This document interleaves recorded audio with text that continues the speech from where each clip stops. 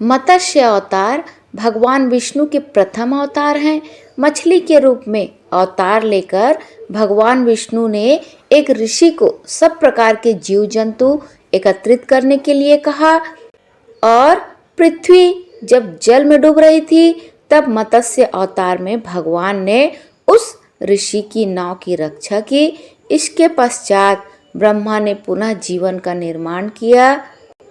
एक दूसरी मान्यता के अनुसार एक राक्षस ने जब वेदों को चुराकर सागर की अथाह गहराई में छुपा दिया तब भगवान विष्णु ने मत्स्य रूप धारण करके वेदों को प्राप्त किया और उन्हें पुनः स्थापित किया। चलिए मत्स्य अवतार की कथा के बारे में आगे चर्चा करते हैं। एक बार ब्रह्मा जी की असावधानी के कारण एक बहुत बड़े दैत्य ने वेदों को चुरा लिया। उस दैत्य का नाम हैग्रीव था। वेदों को चुरा लिए जाने के कारण ज्ञान लुप्त हो गया। चारों ओर अज्ञानता का अंधकार फैल गया और पाप तथा अधर्म का बोलबाला हो गया।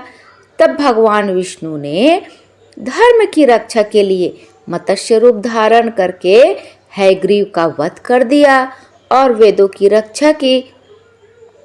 भगवान ने मत्स्य का रूप किस प्रकार धारण किया? कल्पांत के पूर्व एक पुण्यात्मा राजा तप कर रहा था। राजा का नाम सत्यव्रत था। सत्यव्रत पुण्यात्मा तो था ही और बड़े उदार हृदय का भी था।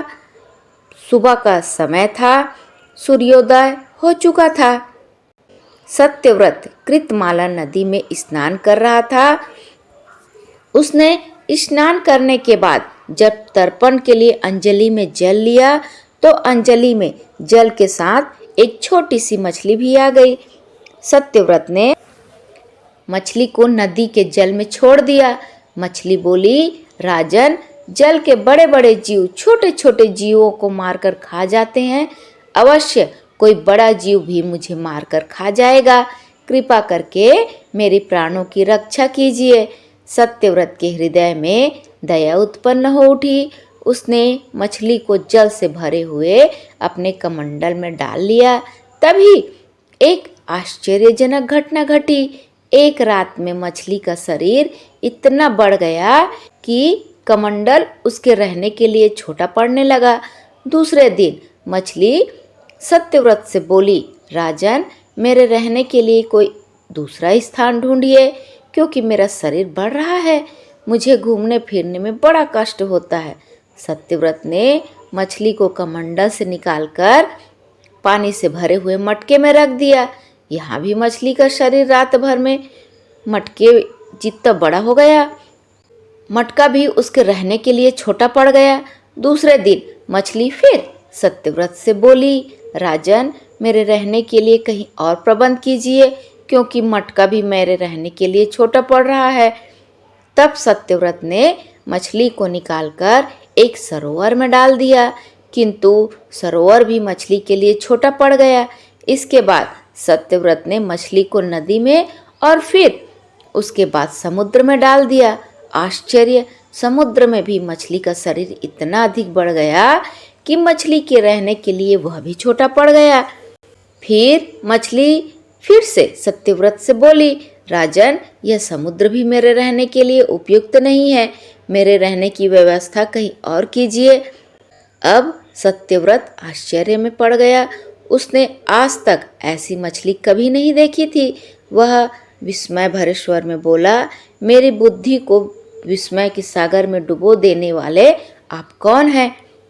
मत्स्य रूपधरी श्री हरि ने उत्तर दिया, राजन, हैग्रीव नामक दैत्य ने वेदों को चुरा लिया है। जगत में चारों ओर अज्ञान और अधर्म का अंधकार फैला हुआ है। मैंने हैग्रीव को मारने के लिए ही मत्स्य का रूप धारण किया है। आज से 7वें दिन पृथ्वी प्रलय के चक्कर में फिर जाएगी। समुद्र उमड़ उठेगा, भयानक बरसात होगी, सारी पृथ्वी पानी में डूब जाएगी। जल के अतिरिक्त कहीं कुछ भी नहीं दिखाई देगा। आपके पास एक नाव पहुंचेगी, आप सभी अनाजों और औषधियों के बीजों को लेकर सप्तऋषियों के साथ नाव में बैठ जाइएगा। मैं उसी समय आपको फिर दिखाई पड़ूंगा और आपको आत्म तत्व का ज्ञान प्रदान करूंगा। सत्यव्रत उसी दिन से हरि का स्मरण करते हुए प्रलय की प्रतीक्षा करने लगे। 7वें दिन प्रलय का दृश्य उपस्थित हो उठा। समुद्र भी उमड़कर अपनी सीमाओं से बाहर बहने लगा। भयानक बरसात होने लगी। थोड़ी ही देर में सारी पृथ्वी पर जल ही जल हो गया। संपूर्ण पृथ्वी जल में समा गई। उसी समय एक नाव दिखाई पड़ी। सत्यव्रत सप्त ऋषियों के साथ उस नाव पर बैठ गए।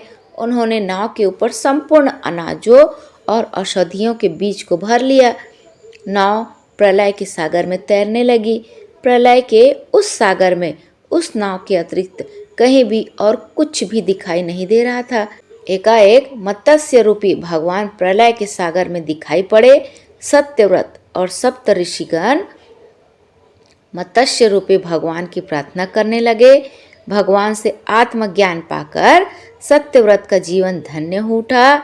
वे जीते जी जीवन मुक्त हो गए।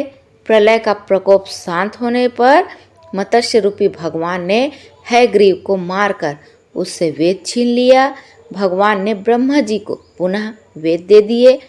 इस प्रकार भगवान ने मत्स्य रूप धारण करके वेदों का उद्धार किया।